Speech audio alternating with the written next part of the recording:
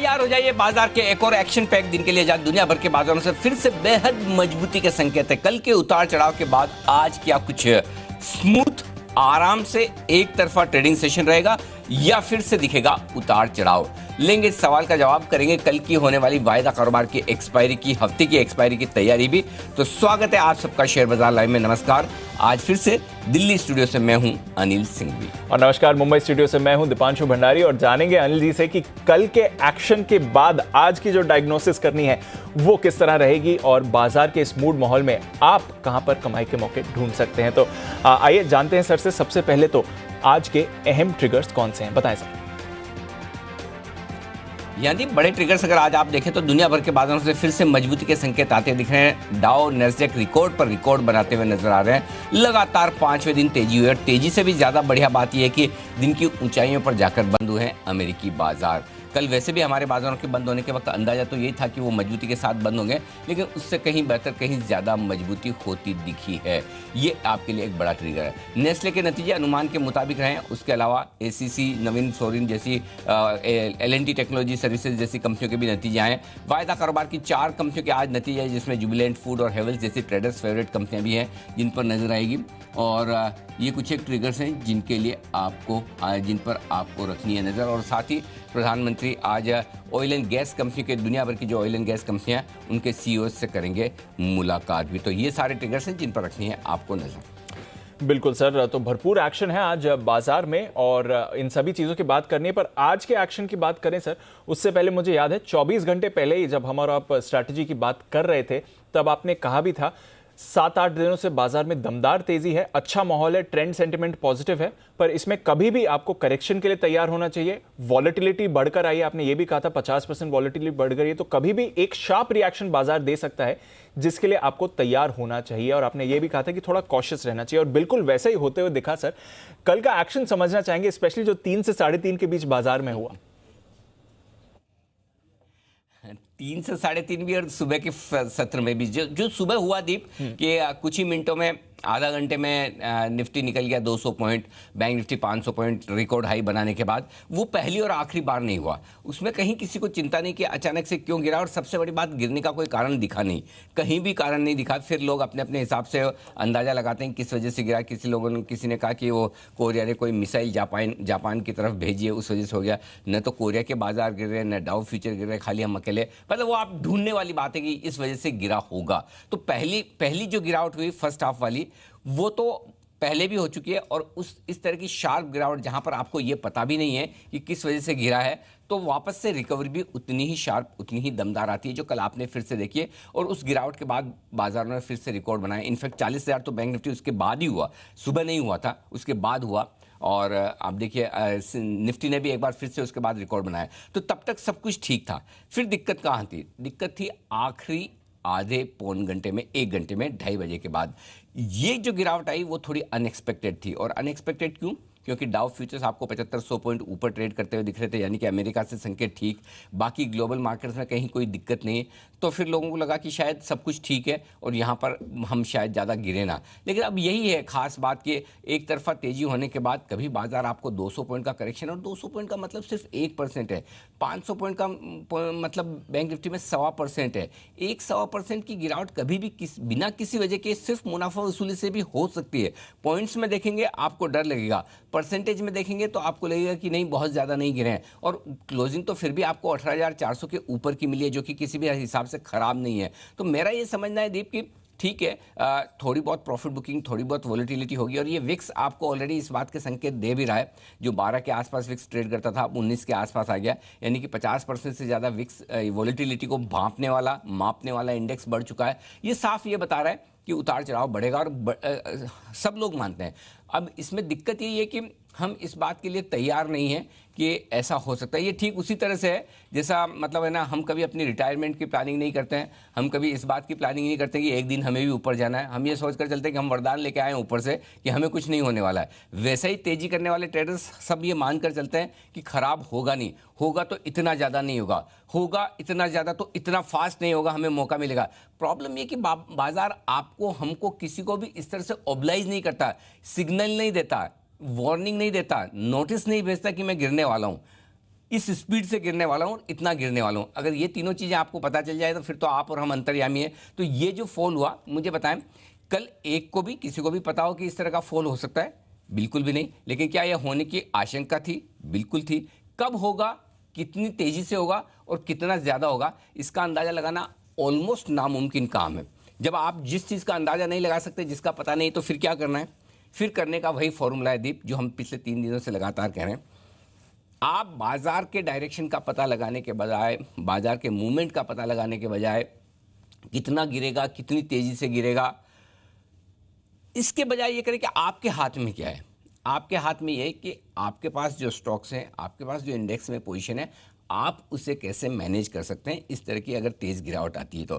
क्या आपके stop losses हैं, क्या आपकी हेजिंग है, क्या आपकी पोजीशन ज़रूरत से ज़्यादा तो नहीं है, चाहे वो तेज़ी की तरफ हो चाहे मंदी की तरफ। अगर आपने ये 2-3 चीज़ें अपने दिमाग में बिठा ली तो फिर फॉल आए, वहाँ पर आप पैनिक नहीं करेंगे, बल्कि मौके ढूंढेंगे खरीदारी करने के। जैसे ही किसी इंपॉर्टेंट लेवल के आसपास आता है, आप खरीदने की कोशिश करेंगे। और कल भी देखिए आप, कौन सा इंपॉर्टेंट लेवल निफ्टी ने तोड़ा है? न 18,350 के नीचे गए आप, 18,377 का लो बनाकर ही घूम गए, करेक्ट। और एक बार तो वहाँ से आपको अच्छी खासी 18,600 तक की रिकवरी भी मिली, फिर से एग्जिट करने का चांस भी मिला।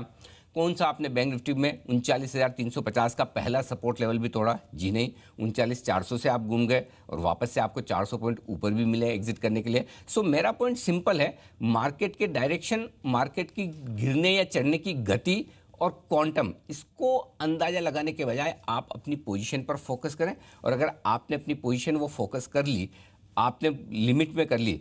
देखिए प्रॉब्लम होती कहाँ होती है दीप, कि 18,500 पर सबको भर भर के लेना है और 8,500 पर किसी को लेना नहीं है। वहाँ पर जहाँ भर कर लेना होता है वहाँ हम कम लेते हैं या नहीं लेते हैं, और जहाँ शायद नहीं लेना होता है या कम लेना होता है लिमिट में, वहाँ आप भर भर के लेते हैं। सो इसलिए मेरा पॉइंट सिंपल है कि आप अपनी ट्रेडिंग पोजीशन पर, अपनी इन्वेस्टमेंट पोजीशन पर फोकस करें, बजाय बाजार में क्या कुछ हो सकता है। बाजार में वो कुछ भी हो सकता है जो आप और हमारी इमेजिनेशन, सोच से विपरीत है, चाहे वो तेजी की तरफ हो चाहे मंदी की तरफ। तो इतने दिन, 7-8 दिन लगातार मंदी करने वालों को झटके देने के बाद अगर एक दिन बाजार ने तेजी करने वालों को झटका दे दिया तो उसमें गलत नहीं है, वो सही है। तो कल के सेशन में अगर आपके पैसे लगे हैं, अगर आपको नुकसान लगा है, कोई बात नहीं। नुकसान आपका वाकई में तब है जब कल के सेशन से आप और हम कुछ सीखें ना, राइट। सो अगर या तो मार्केट में आप हैं, या तो पैसा बनना चाहिए या एक्सपीरियंस आना चाहिए। तो अगर पैसा नहीं भी बना तो कल से कम ये एक्सपीरियंस लें, ये लर्निंग लें कि अगली बार इस तरह की कोई चीज़ हो जाए जो होगी, 100% होगी, आगे भी मार्केट इस तरह से बिहेव करेगा, तब हमें क्या तैयारी रखनी है, किस तरह से अपनी पोजीशंस को मैनेज करना है, ये आना चाहिए। जी दीप। बिल्कुल सर, और आप तो हमेशा ये भी कहते हैं कि prepare for the worst, hope for the best, और आप सावधानी बरतने के लिए इंपॉर्टेंट लेवल्स भी रोज बताते हैं जहां पर रखनी है नजर। कल तो बाजार ने आसानी से सारे सपोर्ट डिफेंड करे दोनों ही गिरावट में। पर सर इंडेक्स के अलावा कल स्टॉक स्पेसिफिक एक्शन भरपूर हुआ, और स्पेशली ऐसे स्टॉक्स में जहां पर ट्रेडर्स की बड़ी पोजीशन थी पिछले कुछ दिनों से, जो काफी भाग रहे थे। IRCTC में हमने एक्शन देखा, IEX पर एक्शन रहा, ITC, बाकी ट्रेडर फेवरेट स्टॉक्स में भी काफी उतार चढ़ाव दिखा। इसको कैसे समझना चाहिए, क्योंकि एक दिन में लोग सवाल भी पूछने लगे हैं कि ये कैसी खबरें आ रही हैं इनको लेकर, क्यों ऐसे रिएक्ट कर रहे हैं, उनको क्या समझना चाहिए सर? देखिए दीप, ऐसा है कि मेरी ज़िंदगी में एक सिद्धांत है, और बहुत सारे लोगों की ज़िंदगी में ये सिद्धांत होता है कि मेरी गलती के लिए मैं जिम्मेदार नहीं हूँ, उसके अलावा सब लोग जिम्मेदार हैं। जैसे अगर आज समझो मैं हेडलाइन बराबर नहीं पढ़ पाया अगर सब किसी वजह से, तो मैं कहूँगा कि प्रोड्यूसर ने बराबर नहीं लिखी। इस तरह से कोई हेडलाइन लिखता है क्या?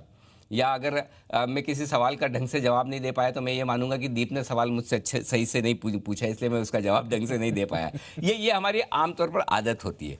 प्रॉब्लम ये है, देखिए अगर मेरी ट्रेडिंग पोजीशन मैंने प्रॉपरली मैनेज नहीं की, इसके लिए कुछ कोई और जिम्मेदार है। वो टेंडेंसी सबकी होती है कि हम फ़ोन करते वक्त अगर डीलर ने 2 सवाल पूछ लिया, अरे इसने वो मुहूर्त ख़राब कर दिया, घर से निकलते वक्त आपकी वाइफ ने टोक दिया, आज तो मार्केट ख़राब होना ही था, या वो आपके अपने अपने कारण हो सकते हैं। लेकिन पॉइंट सिंपल ये है कि हम एक टर्म का बार बार यूज़ करते हैं, उसका नाम होता है हाई बीटा स्टॉक्स।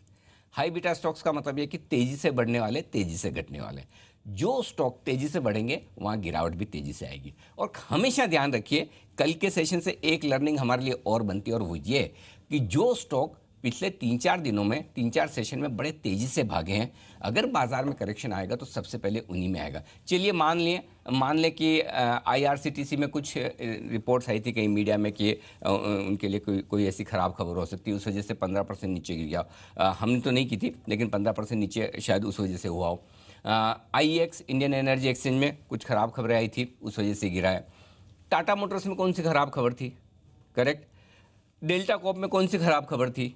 वो भी गिरे हैं। सेल में कौन सी ख़राब खबर थी? इनफैक्ट उन्होंने तो दाम बढ़ाए, राइट। कई सारे बैंक्स गिरे। सो पॉइंट ये है कि जो स्टॉक बढ़े हैं वहीं पर करेक्शन है। ये फॉर्मूला आप दिमाग में बिठा लीजिए। तो जब भी मार्केट में करेक्शन होगा तो जिन स्टॉक्स में रनअप फास्ट आया उस रनअप के सामने वो स्टॉक गिरेंगे। मैं आपको कहूँ, कल तो अगर आप ऐसे पूछेंगे तो मेरे 3 जो फेवरेट स्टॉक है, जो मैंने कई बार रिकमेंड किए, IRCTC, ITC, IEX, तीनों आई लेटर वाले, सबसे ज़्यादा गिरने वालों में ये आगे रहे। IRCTC 100%, मैं अब भी बुलिश हूँ, और एक 6500 का इतना फास्ट रनअप, अगर समझिए कोई स्टॉक एक महीने में दीप 80% बढ़ जाए IRCTC से जैसा, तो क्या वहाँ पर करेक्शन 15% का 20% का नहीं आ सकता है? क्या आ ही सकता है, आना भी चाहिए। सो अगर आपको वापस अच्छे दामों में मिले, IRCTC कोई स्टोरी एक दिन में खत्म नहीं हो जाती है, आज फिर से आपको नीचे मिले, आपके लिए निवेश का मौका है। इंडियन एनर्जी एक्सचेंज जिस वजह से बढ़ा था, पावर की शॉर्टेज, पावर की ट्रेडिंग बढ़ रही है। खबरें कल ये थी कि पावर की ट्रेडिंग का वॉल्यूम कम हुआ है। खबरें ये आई कि स्पॉट पे पावर के दाम वापस कम हो गए हैं। उसका इम्पैक्ट आपको टाटा पावर में, दूसरे पावर स्टॉक्स में भी दिखा, उसका इम्पैक्ट आपको IEX में भी दिखा। IEX मैं खुद हमेशा से बुलिश हूं, और पिछले कुछ दिनों में हमने 500-550 रुपये में बोला भी कि ये स्टॉक दुगुना होने की ताकत रखता है।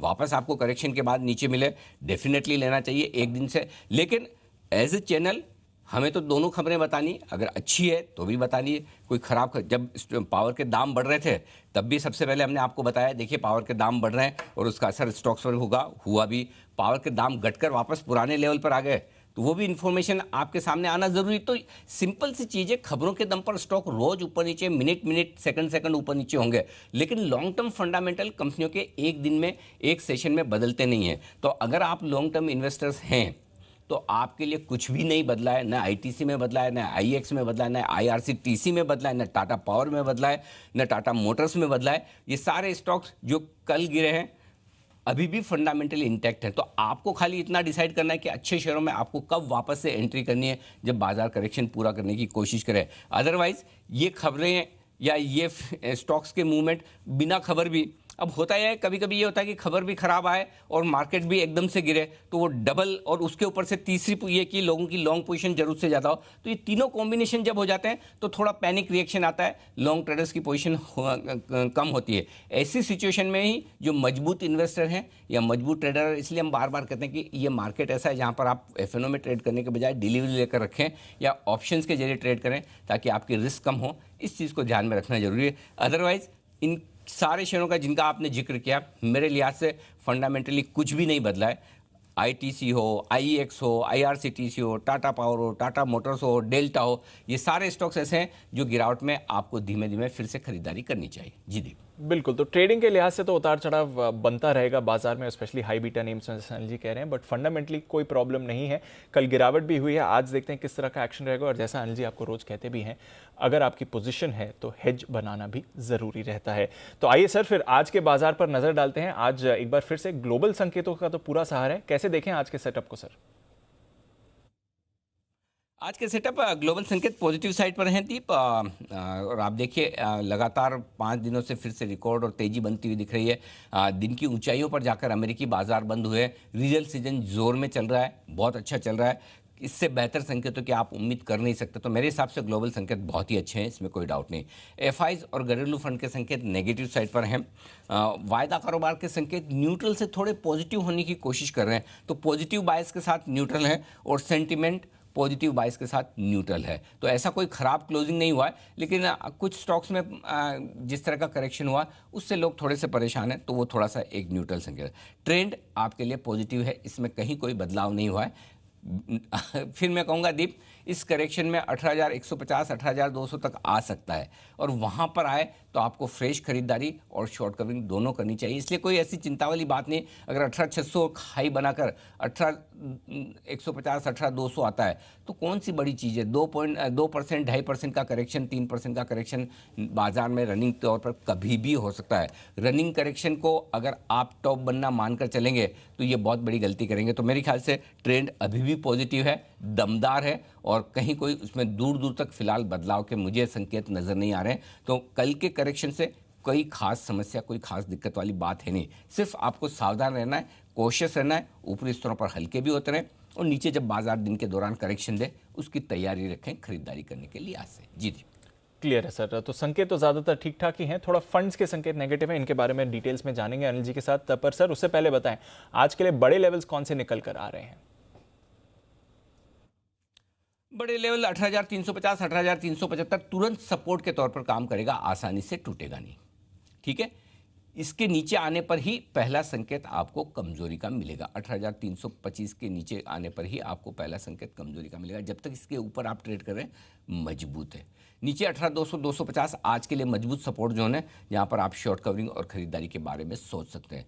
18,450 18,475 ये पहली रेंज है जहां पर बाजार खुलने की तैयारी कर सकता है। इस रेंज पर हम थोड़ा इंतजार करेंगे, वक्त बिताएंगे, और इसको पार करने के बाद 18,550 से लेकर 18,600 की रेंज है जहां तक जाने की कोशिश हो सकती है निफ्टी की, वहां पर थोड़ी बहुत प्रॉफिट बुकिंग आपको आती हुई नजर आएगी। अब आइए बैंक निफ्टी, 39,350 39,000 तुरंत सपोर्ट है। कमजोरी का पहला संकेत आप तभी देखें जब 39,300 के नीचे निफ्टी ट्रेड करना, बैंक निफ्टी ट्रेड करना शुरू करे। जब तक 39,300 के ऊपर ट्रेड कर रहे हैं तब तक डरने घबराने की बिल्कुल भी जरूरत है नहीं। और अगर वो लेवल टूटा तो फिर सीधा 38,800 से लेकर 39,000 की रेंज है, वहां पर आपको सपोर्ट मिलेगा। उससे पहले सपोर्ट नहीं, तो 38,800 कर लें इसको, 38,900 की जगह 38,800 39,000 ये आपके लिए सपोर्ट जोन होगा। 38,800 39,200 पॉइंट की रेंज सपोर्ट के तौर पर काम करेगी। अब ऊपर कितना जा सकते हैं, 39,600 से लेकर 39,675 ये आपके लिए तुरंत प्रभाव से ऊपरी रेंज का काम करेगी। इसके पार करके ठीक है तो 39,900 से 40,000 ये आपके 100 पॉइंट की रेंज है, जहाँ पर आने पर एक बार की आप प्रॉफिट बुकिंग करके इंतजार कर सकते हैं। फिर या तो 40,000 के पार निकलकर निर्णायक तौर पर बैंक निफ्टी टिक जाए तो खरीदारी करनी है, या फिर वापस से करेक्शन में खरीदारी करनी, तो 40,000 के आसपास प्रॉफिट बुकिंग भी करनी चाहिए। ये आपके लिए दीप बड़े जोन हो गए। जी सर, तो बड़े जोन्स निकल कर आ रहे हैं बाजार के लिए। 40,000 के करीब थोड़ी रेजिस्टेंस है बैंक निफ्टी की। दिन की ट्रेडिंग रेंज क्या रहेगी सर? दिन की ट्रेडिंग रेंज आपके लिए रहेगी 18,350 18,475 ये आपके लिए दिन की ट्रेडिंग रेंज होगी। 18,250 18,550 मीडियम रेंज है, और 18,200 से लेकर 18,600 दिन की बड़ी रेंज के तौर पर लेकर चलें। जहां तक बैंक निफ्टी का सवाल है, 39,350 और 39,800 ये दिन की छोटी रेंज है। 39,000 से लेकर 39,900 दिन की मीडियम रेंज है, और 38,800 से लेकर 40,000 ये दिन की बड़ी रेंज के तौर पर मानकर चलें। तो ये दोनों ही रेंज आपके लिए निफ्टी और बैंक निफ्टी पर दिन की। एफआईज की तरफ से अगर आप पोजीशन देखेंगे तो इंडेक्स में लॉन्ग पोजीशन बनती हुई दिखी है। एफआईज ने 66% से अपनी पोजीशन बढ़ाकर 69% की है। तो थोड़ी सी ये इंटरेस्टिंग है, जो मैं वायदा कारोबार के डेटा में आगे बताऊंगा। पुट कॉल रेशियो भी थोड़ा कंफर्टेबल हुआ है, हल्का हुआ है, 1:41 से घटकर 1:23 है। अच्छे संकेत हैं यहाँ पर भी। तो थोड़ी पोजीशंस हल्की हुई है, तेजी करने वालों की भी और मंदी करने वालों की भी। और विक्स बढ़कर आया 1%, तो यानी कि विक्स से थोड़े से संकेत लगातार सावधानी के आते दिख रहे हैं। जी दीप। बिल्कुल सर, और वो आप कह ही रहे थे कि विक्स से थोड़ी सावधानी के संकेत हमको लेने भी चाहिए। मौजूदा पोजीशंस वाले फिर क्या करें सर?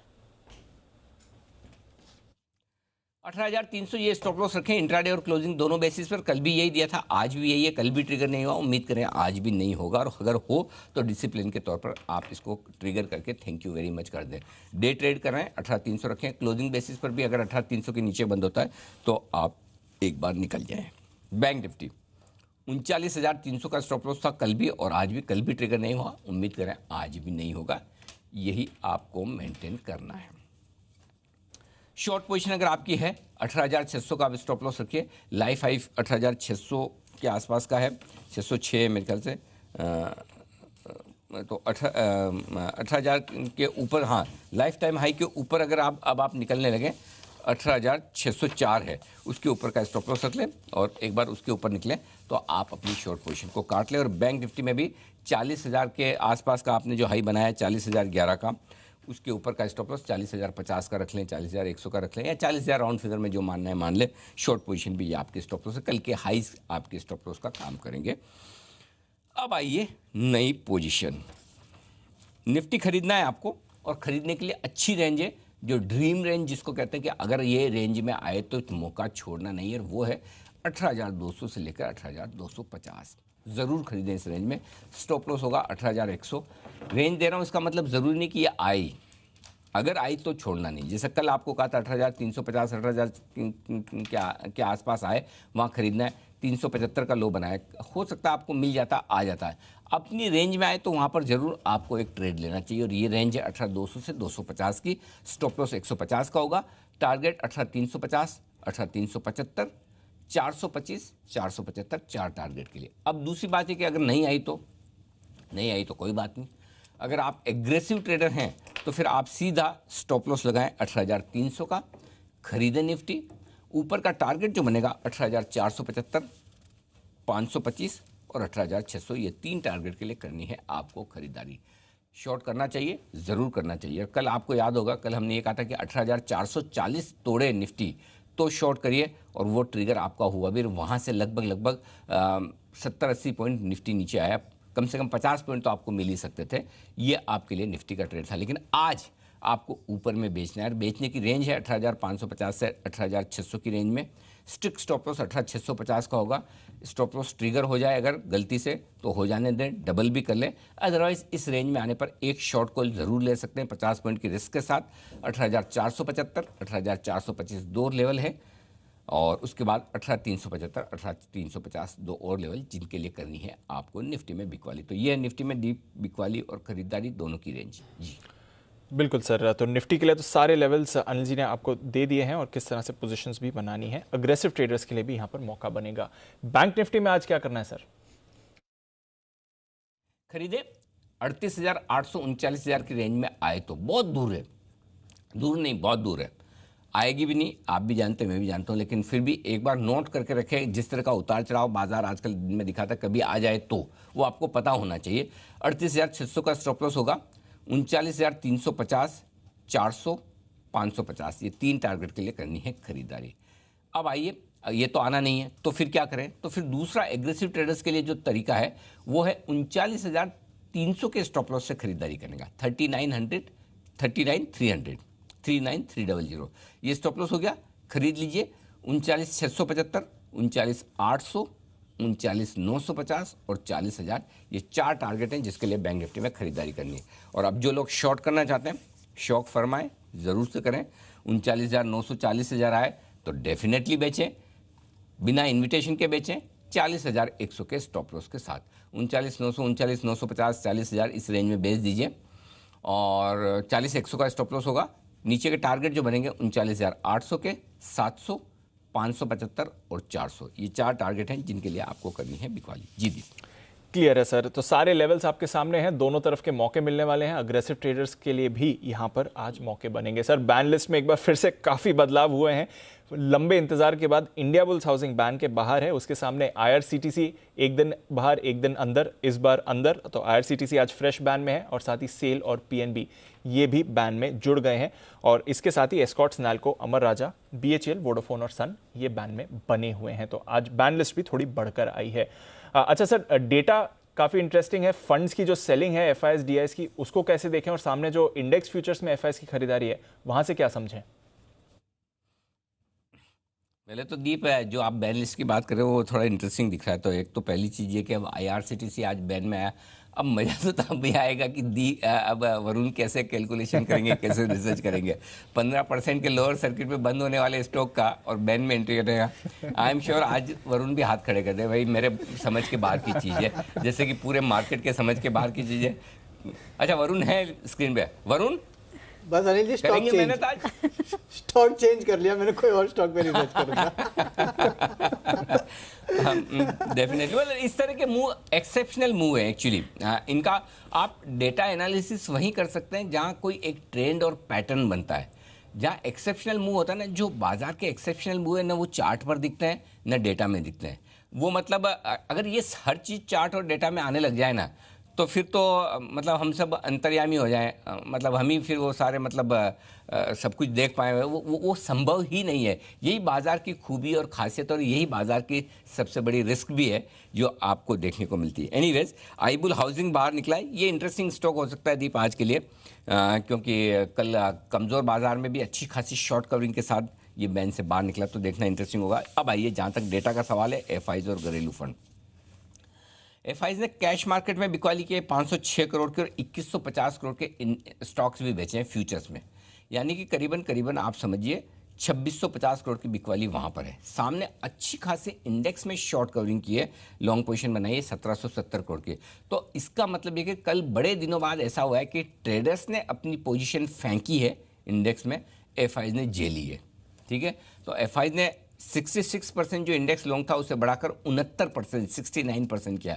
तो एफआईज कल बेरिश नहीं थे। हाँ, स्टॉक्स उन्होंने जरूर बेचे हैं, तो stock specific profit booking results के दम पर जरूर हो सकती है उनकी तरफ से, जो कल आपको देखिए अब प्रॉब्लम क्या है, अगर कोई एफआईज एचयूएल बेच के गया तो ठीक है, उन्हें तो एचयूएल की डिलीवरी छोड़नी है, समझो 1000 करोड़ की, लेकिन मार्केट का मूड माहौल तो आपके खाली एचयूएल पर नहीं है, तो ट्रेडर्स की तरफ से काफ़ी कल कुछ लॉन्ग पोजीशन घटी है, वो एक संकेत साफ दिख रहा है। अब आइए वायदा कारोबार की तरफ। आज के लिए 18,300 तुरंत प्रभाव से सपोर्ट के तौर पर काम करेगा। 32 लाख शेयरों का ओपन इंटरेस्ट है, हाईएस्ट है, होल्ड करना चाहिए। 18,500 हल्की फुल्की रुकावट का लेवल है, जहां 38 लाख शेयर कॉल्स में है, पुट में भी 26 लाख शेयर हैं, तो 18,500 के आसपास आप पहुंचेंगे तो एक बार लॉन्ग पोजीशन भी हल्की होने का थोड़ा खतरा रहेगा, यानी कि 75 पॉइंट और बढ़ गए तो थोड़ी बहुत वहाँ प्रॉफिट बुकिंग आने की संभावना बनती है। और 18,500 पर कॉल राइटर्स भी खड़े हैं, तो ब्रॉडली आप 18,300 18,500 की रेंज को ट्रेड करना चाहते हैं। 18,500 के पार करके टिके तो 50 से 100 पॉइंट की और जगह बनेगी। 18,300 के नीचे गए तो 50 से 100 पॉइंट की जगह और नीचे की तरफ बन सकती है। ये डेटा है आपके लिए निफ्टी पर। आइए बैंक निफ्टी। 39,500 का लेवल मेक और ब्रेक है। 12 लाख शेयर पुट में है, 9 लाख शेयर कॉल्स में, तो 39,500 के आसपास आप वक्त बिताने की कोशिश करेंगे। ब्रॉडली 39,400 39,600 है, 39,600 के ऊपर मजबूत होना शुरू करेंगे, 39,400 350 के नीचे और कमज़ोर होना शुरू करेंगे। तुरंत रुकावट का लेवल 39,800 के आसपास है, और उसके बाद 40,000 अगर आता है बैंक निफ्टी पर तो profit booking thank you very much, short भी कर सकते हैं अगर एग्रेसिव ट्रेडर हैं और स्टॉप लॉस लगाकर ट्रेड करना जानते हैं। तो ये सारे लेवल्स बड़े क्रिस्टल क्लियर है दीप। आज क्रिस्टल क्लियर लेवल आ रहे हैं। मिड वीक ट्रेडिंग सेशन है, कल की वॉलेटिलिटी के बाद आज बाजार क्या करेंगे ये भी जानना जरूरी है। तो आइए, इंडेक्स की तो बात हो गई, अनिल जी ने अपनी स्ट्रैटेजी भी बता दी, पर कौन से स्टॉक्स पर रखनी है आपको नजर ये भी बता देते हैं वरुण, देवांशी और साथ ही आशीष के साथ। वरुण बताएं क्या कह रहे हैं आज के ट्रिगर्स और कुछ खबरें। ट्रिगर्स में तो पिज्जा पे नजर रखिए। हाँ, जुबिलेंट फूडवर्क्स के नतीजे आने वाले हैं, तो देखना होगा कि किस तरह के नतीजे कंपनी डिलीवर करता है और सेम स्टोर सेल्स ग्रोथ कैसी रहती है। दूसरा हेवल्स, एल&टी फाइनेंस होल्डिंग और सिंजीन। तो एफएनओ में ये 4 कंपनियां हैं जो अपने नतीजे घोषित करेगी।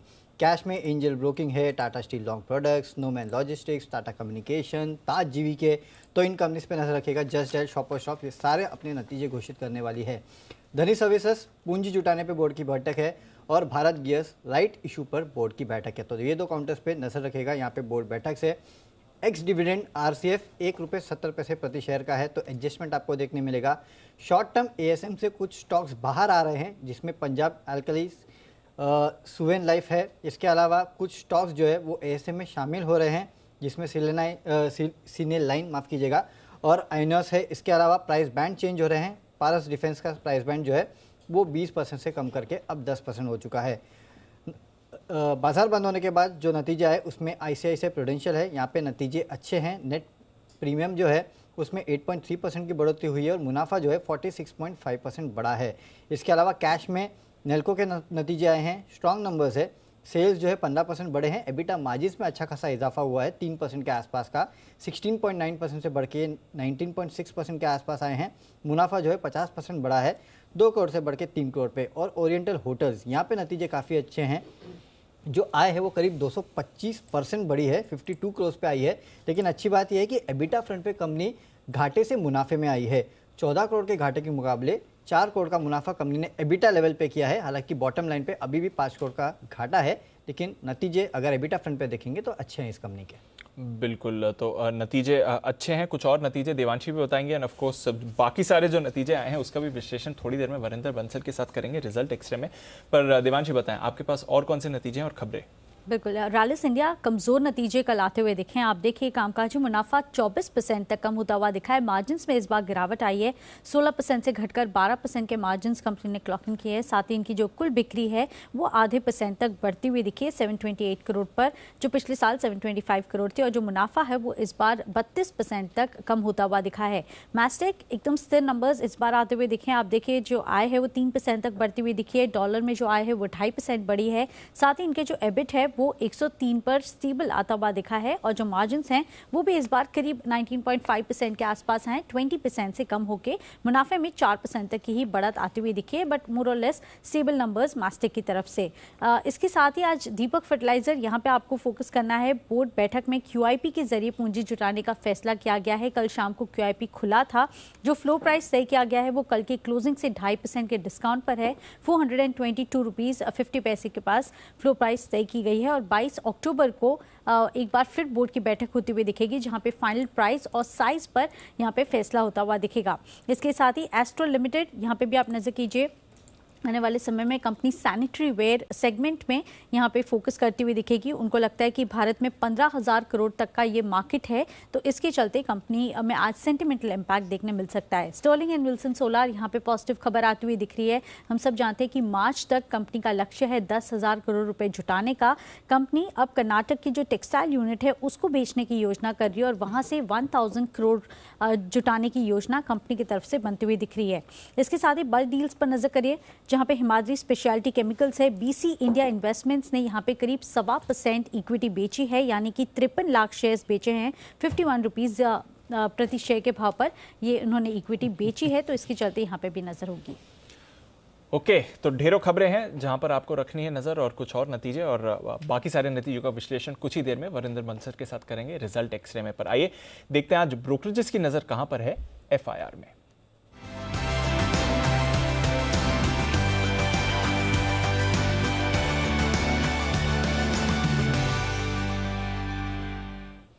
मॉर्निंग आशीष, बताएं। Good morning Deepanshu. आज ब्रोकरेज हाउस का पूरा फोकस जो है नतीजों पर है। सबसे पहले आप देखिए नेस्ले, यहाँ पर ब्रोकरेज हाउस की तरफ से रिपोर्ट आई है। सबने कहा कि वॉल्यूम ग्रोथ तो काफ़ी बढ़िया देखने को मिल रही है। इनफैक्ट जो रेवेन्यू ग्रोथ है वो भी ठीक ठाक है, लेकिन जो इन्फ्लेशन से कॉस्ट प्रेशर देखने को मिल रहा है, इसके चलते थोड़े से ब्रोकरेज हाउस चिंतित नजर आ रहे हैं। न्यूट्रल की रेटिंग दी है क्रेडिट स्विस ने। हालांकि जो लक्ष्य है वो बढ़ाए 18,350 से लक्ष्य को बढ़ाकर 19,500 कर दिया है। हालांकि कल की क्लोजिंग अगर आप देखें तो 19,406 रुपये की है, लेकिन गोल्डमैन सैक्स मान रहे कि जो कॉस्ट प्रेशर है वो आगे जाके एक बड़ा कंसर्न बन सकता है, जिसके चलते बिकवाली किराए को बरकरार रखा है 12,428 रुपये के लक्ष्य के लिए। वहीं मॉर्गन स्टैनली देखिए इक्वल वेट की रेटिंग दे रहे हैं, 18,057 रुपये का इन्होंने लक्ष्य दिया। और ब्रोकरेज हाउस में सबसे ज़्यादा बुलिश नजर आ रहे हैं सिटी, ये खरीदारी किराए को बरकरार रखें 22,075 रुपये का लक्ष्य दिया इन्होंने। और ये मान रहे कि लगातार दूसरी क्वार्टर ऐसा है कि जहाँ पर 10% से ज़्यादा की रेवेन्यू ग्रोथ देखने को मिली है, जिसके चलते स्टॉक पर बुलिश है। एक और FMCG कंपनी जहाँ पर आपको नजर रखनी है वो है HUL। कल नतीजे आए थे, क्रेडिट स्विस ने आउट परफॉर्म की रेटिंग को बरकरार रखा है। हालांकि जो लक्ष्य है वो घटा है, 2900 से घटाकर 2800 कर दिया। और यहाँ पर ब्रोकरेज हाउस मान रहे कि सेम नेस्ले की तरह की कॉस्ट इन्फ्लेशन का असर देखने को मिलेगा और रूरल जो ग्रोथ है यहाँ पर थोड़ा सा स्लो डाउन देखने को मिल सकता है। न्यूट्रल की रेटिंग दी है गोल्डमैन सैक्स ने और लक्ष्य इन्होंने भी घटाया, 2176 से लक्ष्य को घटाया है। लेकिन UBS स्टॉक पर बुलिश है, खरीदारी किराए को बरकरार रखें 3,250 रुपये के लक्ष्य के लिए। इसके अलावा ICICI प्रूडेंशियल यहाँ पर भी नतीजे आए और ब्रोकरेज हाउस मॉर्गन स्टैनली मान रहे कि VNB ग्रोथ आप देखिए काफ़ी शानदार 28% की देखने को मिली, जिसके चलते इन्होंने ओवरवेट की रेटिंग को बरकरार रखा है, 800 रुपये का लक्ष्य दिया है। करीब 660 की कल की क्लोजिंग है। वहीं नोमिरा खरीदारी किराए को बरकरार रखें 675 रुपये के लक्ष्य के लिए। लक्ष्य उन्होंने बढ़ाया 700 से बढ़ाकर 775 रुपये कर दिया है। और CLSA ने डाउनग्रेड कर दिया आउट परफॉर्म की रेटिंग को और 750 रुपये का लक्ष्य दिया है। ACC यहाँ पर भी नतीजों का असर देखने को मिलेगा। ओवरवेट की रेटिंग दी है JP मॉर्गन ने, 2450 रुपए के लक्ष्य के लिए, 2245 कल की क्लोजिंग है। गोल्डमैन सैक्स न्यूट्रल किराए दे रहे 2200 रुपए के लक्ष्य के लिए, और एसीसी पर जो है सीएलएससी की रिपोर्ट है जहां पर खरीदारी किराए को बरकरार रखा है 2765 रुपए के लक्ष्य के लिए। अंत में टाटा स्टील यहां पर भी फोकस रहेगा क्योंकि सीएलएससी की तरफ से रिपोर्ट है ये टाटा स्टील बीएसएल के नतीजों के बाद, जहां पर खरीदारी किराए को बरकरार रखा है 1950 रुपए के लक्ष्य के लिए। ओके, तो ये है वो सारी रिपोर्ट जिन पर रहेगा आज पूरा का पूरा एक्शन। आइए बढ़ाते हैं इसी एक्शन को आगे, और वक्त है हमारे सभी एक्सपर्ट से मुलाकात करने का। Pick of the day.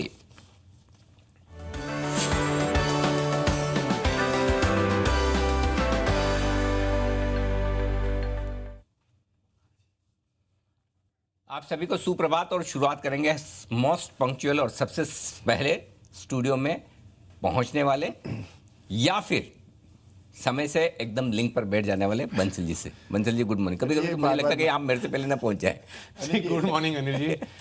Anil ji बार बार मत बोलिए प्लीज। ये आप पे दबाव बनाने की जो रणनीति मेरी कामयाब रही।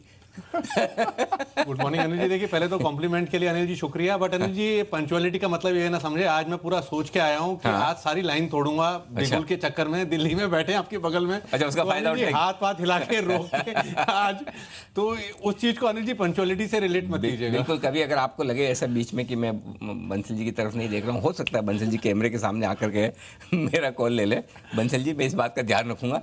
चलिए, इसीलिए शुरुआत मैंने आपसे ही की आज। देखिए अनिल जी, इसीलिए शुरुआत मैंने आपसे ही की आज। देखिए अनिल जी, एक बड़ी सी चीज आज जो कॉल निकाल के लाया हूं उसके पीछे एक लॉजिक है। लॉजिक ये है कि अमूमन हम बड़े निवेशक को देखते हैं, जैसे आरजे को देखते हैं, किसी को देखते हैं। मतलब कि मैं नहीं कह रहा अनिल जी, आपने इग्नोर नहीं करा अनिल जी, स्टॉक है हुडको।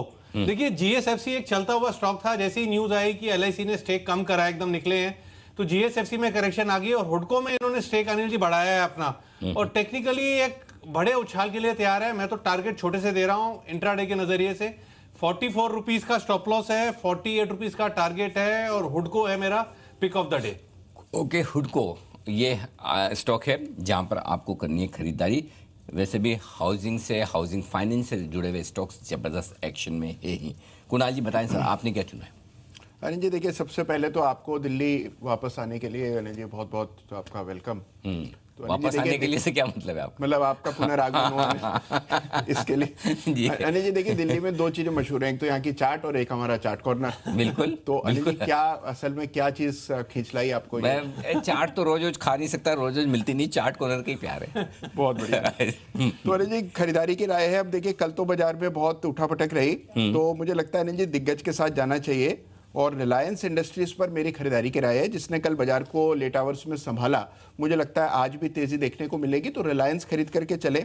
2657 2657 का स्टॉप लॉस रख लें और रिलायंस बाय करें। पहला टारगेट 2800 रुपए का होगा, दूसरा टारगेट 2835 रुपए का है। तो मतलब निफ्टी की जिम्मेदारी आपको दे दे ऊपर ले जाने की। अगर आप रिलायंस कर रहे हैं 2800 2835, तो फिर काम तो हो गया।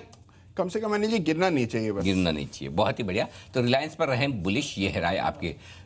दिल्ली की ही हैट्रिक मुदित गोयल साहब भी हमारे साथ हैं, एसएमसी ग्लोबल के। मुदित जी गुड मॉर्निंग, बताएं सर।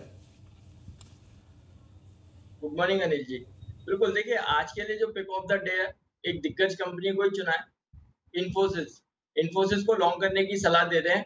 एक बड़े अप मूव के बाद कंसोलिडेशन, उसका ब्रेकआउट देखने को मिला, और कल जहां मार्केट में काफी उठक पटक देखने को मिल रही थी, लेकिन इन्फोसिस अपने हाइज को होल्ड कर पा रहा था। हमें लग रहा है आज के सेशन में 1850 तक के अपसाइड मूव इन्फोसिस में नजर आएंगे। तो कोई भी छोटा मोटा भी अगर डिप आता है, 5-7 रुपए 10 रुपए का भी डिप आता है, तो डिप में बाय करने की सलाह होगी। 1850 तक के टारगेट्स के लिए स्टॉप लॉस रहेगा 1800। 1850 का टारगेट, 1800 का स्टॉप लॉस, ये है आपके लिए खरीदारी करने की राय इन्फोसिस में। तो सारे दिग्गज और दिग्गज शेयरों पर ही भरोसा करें। सिद्धार्थ जी भी हमारे साथ जुड़ चुके हैं। सिद्धार्थ सेदानी साहब गुड मॉर्निंग सर, बताएं आपका पसंदीदा शेयर आज के लिए। Good morning Anil ji, good morning Deepanshu और सभी को।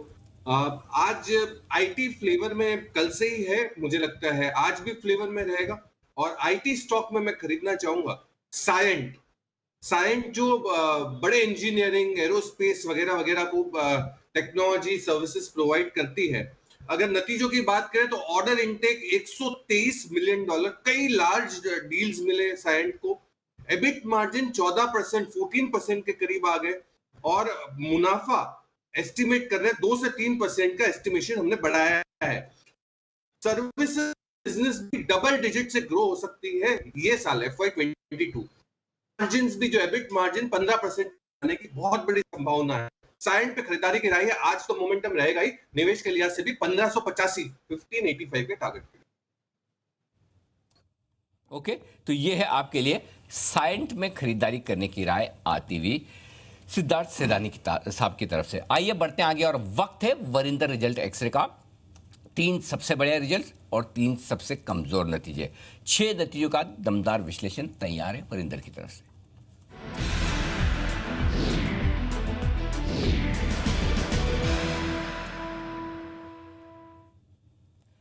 वरिंदर, गुड मॉर्निंग, स्वागत है। बताइए कल बाजार बंद होने के बाद आए 3 बेस्ट रिजल्ट्स आपके लिहाज से। मॉर्निंग सर, एक जो बड़ा ट्रेंड इस सेकंड क्वार्टर में और even I think third quarter में आपको दिखेगा सर कि ये कॉस्ट इन्फ्लेशन जो हो रहा है ना, जिसके कारण आपकी जो भी कंपनीज हैं जो कंज्यूम करती हैं कोल को, जहाँ पे ज्यादा शिपमेंट होता है, तो उनके नंबर्स खराब आएंगे। और 2-3 सेक्टर्स है सर जिनको कॉस्ट इन्फ्लेशन का कोई भी फर्क नहीं पड़ता, जो है टेक्नोलॉजी और फाइनेंशियल्स, उसके नंबर्स आपको अच्छे दिखेंगे। तो अगर आप टॉप 3 की बात कर रहे हैं सर, मेरे हिसाब से जो एक नंबर मुझे बहुत शानदार दिखा वो था ICICI सिक्योरिटीज। मैं आपको 1-2 नंबर दूंगा सर इसमें। इसमें सबसे बड़ा कंसर्न क्या होता था सर कि ये मार्केट शेयर जो है ना, ये सब जो ऑनलाइन अटैक हो रहा है, चाहे वो जीरोधा हुआ, ग्रो हुआ, अपस्टॉक्स हुआ, इनके पास मार्केट शेयर जा रहा है। आई थिंक पहली बार मैंने देखा सर कि इसका जो क्वार्टर था, जो ये मार्केट शेयर डिक्लाइन हो रहा था, वो कांस्टेंट रहा है। तो 8.9% कैश में और 3.2% डेरिवेटिव्स में। और कॉनकॉल में मैनेजमेंट ने बोला कि हमारा जो मार्केट शेयर है सितंबर में it has gone to as high as 12%। अब ये देखिए सर कि इसने लास्ट क्वार्टर में कुछ 5.8 लाख कस्टमर्स ऐड किए, जो कि हाईएस्ट एवर है, जो कि 4 गुना है सर। अगर YOY देखेंगे, YOY था 1.1 लाख, 4 लाख था क्वार्टर। तो किस तरीके से नंबर ऑफ कस्टमर्स ऐड हो रहे हैं, इसका सबसे बड़ा कंसर्न यही होता था सर कि इसमें ना मार्केट शेयर लूज कर रहा है। आई थिंक जो की टेक अवे है मेरे लिए वो है। अदरवाइज नंबर्स आप देखेंगे तो नंबर्स आपको बहुत अच्छे दिखेंगे। रेवेन्यू 15% ऊपर है क्वार्टर, प्रॉफिट अच्छा आया है सर। और सर देखिए सर, ये कंपनी जो है 15 टाइम पे नेक्स्ट ईयर अर्निंग्स ट्रेड कर रही है, तो कोई बहुत महंगी कंपनी नहीं है कंपेयर टू अदर जो कंपनीज है। और इस एनवायरमेंट में जहाँ पे कॉन्स्टेंट इन्फ्लेशन हो रहा है, I think this company is superbly placed well. ICICI securities की बात कर रहा हूं मैं। दूसरा कंपनी सर जो टेक्नोलॉजी में हम सबको पता है कि हाँ भी माइंडट्री के नंबर बहुत अच्छे आए हैं। कल हमने देखा कि L&T टेक्नोलॉजी, टेक इन्फोटेक के नंबर बहुत अच्छे आए थे। सबको उम्मीद थी कि LTTS जो L&T टेक्नोलॉजी सर्विसेज है उसके नंबर भी अच्छे आएंगे।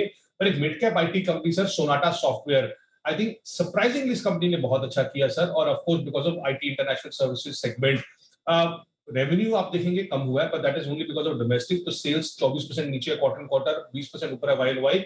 पर आप एबिटा देखिए सर, 24% क्वार्टर सेल्स नीचे होने के बावजूद भी इसका एबिटा 22% ऊपर गया क्वार्टर। मार्जिन जो 8% करता था 12.5% 12.8% हो गए क्वार्टर।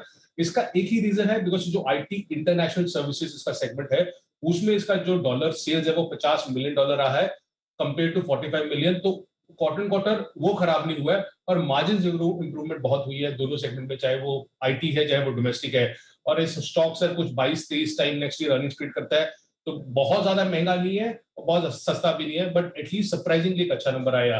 और क्या कहें सर ये L&T टेक्नोलॉजी सर्विसेज का, आई थिंक ये दोनों बास्केट जो है L&T इन्फोटेक और सर्विसेज ये बहुत अच्छा कर रही है। डॉलर रेवेन्यू ग्रोथ 5.7% था sir, but it was not as तोड़फोड़ जितना हमने L&T टेक्नोलॉजीज इन्फोटेक में देखा था। आपको याद होगा कल जब बात कर रहे थे तो इन्फोटेक का 8.3% था, माइंडट्री सबसे सुपर से 12.7% पे। तो dollar revenue growth 5.7% compare to 4.7% expected था। रेवेन्यू ग्रोथ का गाइडेंस इंक्रीज किया सर 15 से 17% से 19 से 20%। मार्जिन अच्छे रहे हैं, बट सर 50 टाइम पे ट्रेड करता है, 50 टाइम्स पे ट्रेड करता है, तो कोई सस्ता स्टॉक नहीं है। बट ग्रोथ आ रहा है, कॉस्ट प्रेशर कुछ नहीं है, तो people are looking for companies जहाँ पे कॉस्ट प्रेशर ना हो और ग्रोथ भी हो। तो उस बास्केट में आपका फाइनेंशियल और IT कंप्लीटली फिट करता है। ये 3 स्टॉक्स है सर मेरी तरफ से जो मैं बोलूंगा मुझे बहुत अच्छे लगे, ICICI सिक्योरिटी, सोनाटा सॉफ्टवेयर और L&T technology services. Okay, perfect. तो ये 3 बेहतरीन नतीजे हैं। अच्छा, कमजोर नतीजे 3 वो कौन से हैं? सर मैं छोटे को छोड़ रहा हूँ इस बार, बिकॉज बहुत छोटी कंपनीज को छोड़ रहा हूँ।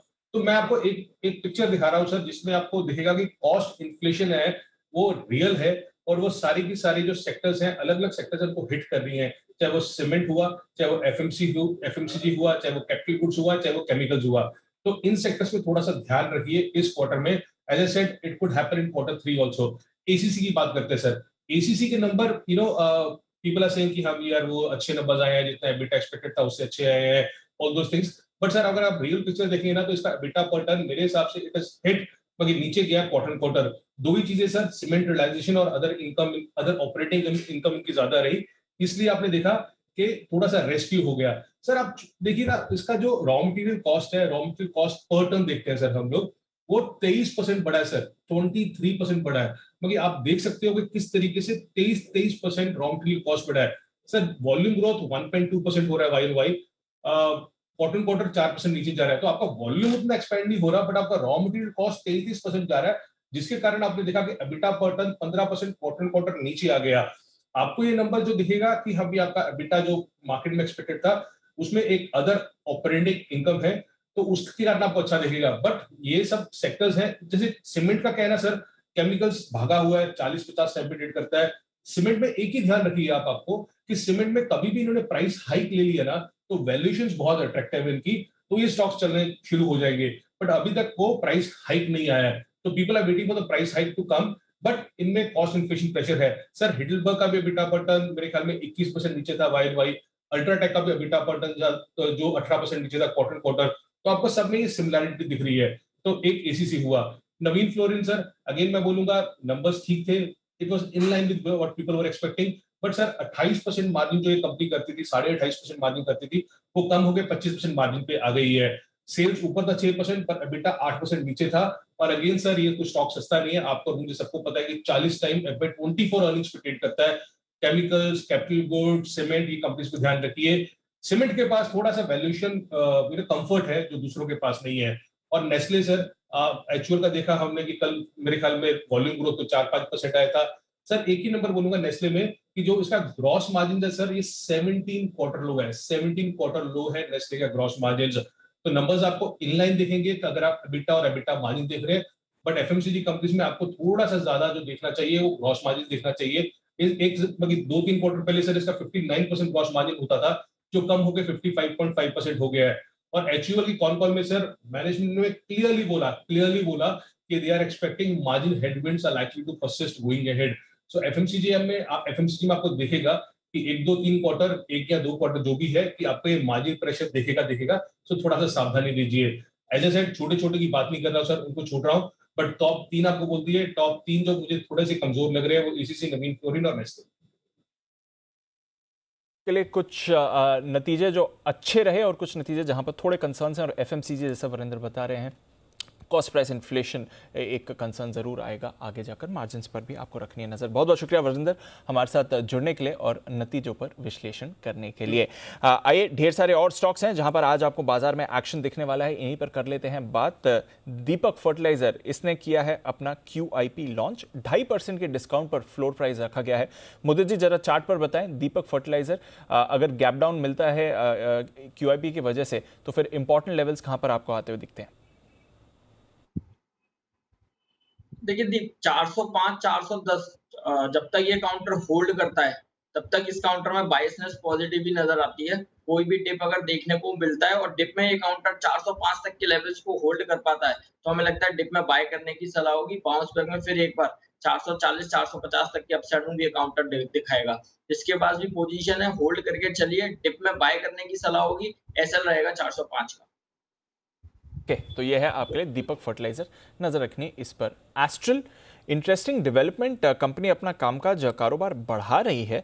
अब ये faucets and sanitary ware segment में उतरने की तैयारी में है। सिद्धार्थ जी, आप ट्रैक करते हैं एस्ट्रल को, ये जो नया डेवलपमेंट है कैसे देखें इसको? पॉजिटिव डेवलपमेंट है क्योंकि ये सब्स्टिट्यूट और कॉम्प्लीमेंट्री बिजनेस ही है इनके लिए, क्योंकि पाइप्स वगैरह के अलावा भी। तो मैं मानता हूं कि ये पॉजिटिव है क्योंकि एक्सपेंशन, अगर ये इंटीग्रेशन बैकवर्ड फॉरवर्ड करने के लिए योजना में कंपनी को ही फायदा होगा तो ये पॉजिटिव डेवलपमेंट है। और हर घर जल और बहुत सारी योजनाएं जो गवर्नमेंट द्वारा है, ये कंपनियों को, एस्ट्रल, सुप्रीम, ये सब कंपनियों को बहुत बड़ा फायदा पहुंचाएगी। बिल्कुल, तो रखिए नजर एस्ट्रल पर। कुणाल जी, कल आखिरी घंटे में जो एक्शन हुआ एस्ट्रल में भी हमने देखा, वैसे तो पूरे दिन ही वीक रहा, 5.5% नीचे था। चार्ट्स पर कोई इंपॉर्टेंट लेवल एस्ट्रल के लिए? आवाज नहीं आ रही टिकर। देखिए दीपांशु, चार्ट पर देखें तो जो सबसे क्रिटिकल सपोर्ट रीजन है वो 2100 रुपए के आसपास है। कल 2250 के आसपास बंद हुआ, तो मुझे लगता है कि 150 रुपए और गिर जाएगा, कोई बहुत बड़ी बात नहीं है। लेकिन ओवरऑल स्ट्रक्चर जो है वो बहुत स्ट्रांग है और गिरावट में मेरी खरीदारी की राय है।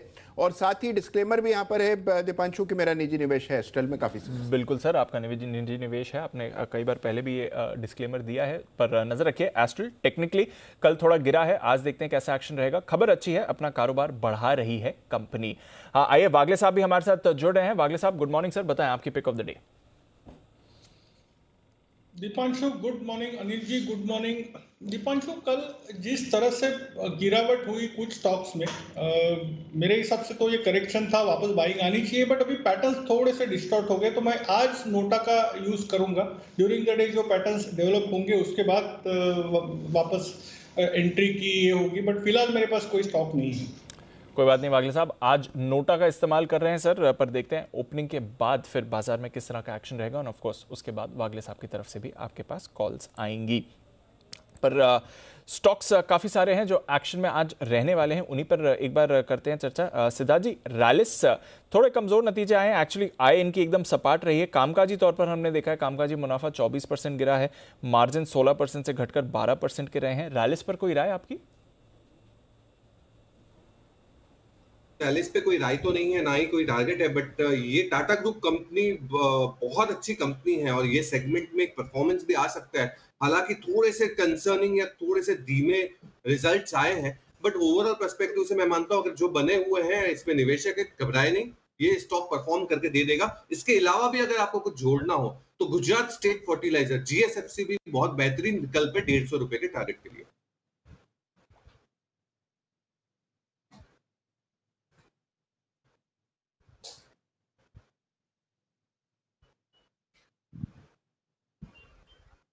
ओके, तो GSFC गुजरात स्टेट फर्टिलाइजर, इस पर रखें नजर, रैलिस पर भी रखें नजर। आज अपने नतीजों पर भी ये रिएक्ट करने वाला है, तो देखेंगे किस तरह का एक्शन रहेगा। ICICI प्रूडेंशियल, वागले साहब इसके चार्ट्स पर अपनी राय दें सर। नतीजे तो इनके अच्छे आते हुए दिखे हैं, नेट प्रीमियम इनकम भी 8% बढ़कर आई है, मुनाफा 46% बढ़ा है, चार्ट्स क्या कहती हैं?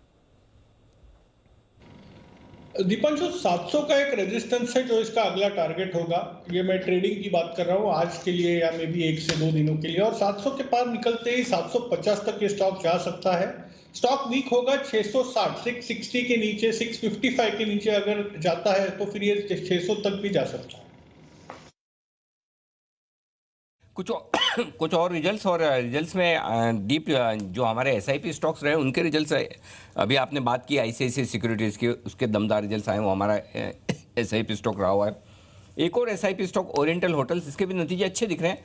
आय बढ़ी है 225%, सेल्स बढ़कर आई है 52 करोड़ पर पहुंचा है। कामकाजी मुनाफा जो नुकसान था 14 करोड़ का, वो अब मुनाफे में आता दिखा है 4 करोड़ का।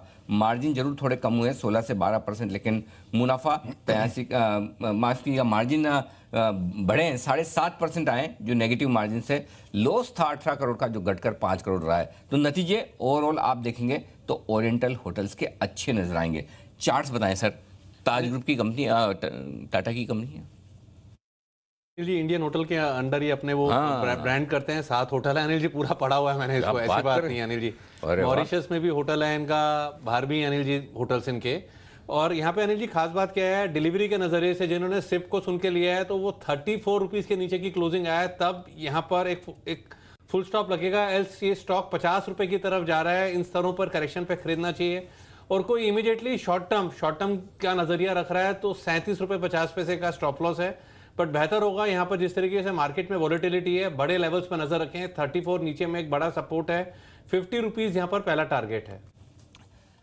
50 रुपए के टारगेट के लिए डिलीवरी के लिहाज से आप करें खरीदारी। आइए मैस्टेक एक और स्टॉक है जहां जो भी हमारा SIP स्टॉक रहा है, क्या गजब का एक्शन आया है इस स्टॉक में भी, और रिजल्ट्स भी बेहद दमदार है। तिमाही दर तिमाही आय बढ़ी है 3%, डॉलर रेवेन्यू 2.5% बढ़ा है, मार्जिन स्टेबल है, थोड़े से कम हुए हैं, कामकाजी मुनाफा ठीक है, तो रिजल्ट्स ठीक है। स्टॉक की परफॉर्मेंस भी जबरदस्त। 2000 रुपये के आसपास हमने इसको दिया था SIP में, 3500 कुछ ही महीनों की बात है। क्या गजब भागा है, मतलब शानदार कंपनी। बाय द वे बता दूं आपको, इससे पहले कि आप अपनी राय दें, आज दोपहर 12 बजे मैस्टेक के टॉप मैनेजमेंट हमारे साथ होंगे कॉर्पोरेट रडार में, जो नतीजों पर विस्तार से बताएंगे भी, लेकिन तब तक आप चार्ट्स बता दीजिए। अरे जी चार्ट्स तो शानदार चार्ट्स हैं अनिल जी। मुझे लगता है कि ये एक ऐसा स्टॉक है जिसको किसी गिरावट में खरीद करके अनिल जी बहुत लंबे समय के लिए रखना चाहिए।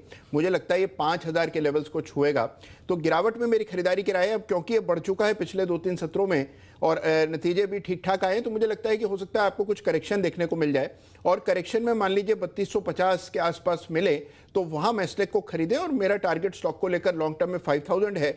इमीडिएट टारगेट मुझे लगता है 3800 तक जाना चाहिए। किसी गिरावट में खरीदें? कौन सी गिरावट में? जी मान लीजिए आती किधर है? मान लीजिए आती तो भी इसमें कहाँ आती है? हाँ आती नहीं है ना जी, यही सबसे बड़ी समस्या। प्रॉब्लम ये कल सब कुछ गिरा, ये नहीं गिरा, जिसे जो आप लेना चाहते वो नहीं गिरा और जो आपने ले रखा वही गिरा। वही गिर जाता है। बस समस्या देश में वही है, जो आपने ले लिया वो गिर जाता है और जो नहीं लिया जिसका लेने का इंतजार है वो गिरता नहीं। प्रॉब्लम आज की नहीं है, सदियों की है और सदियों तक रहेगी। चलिए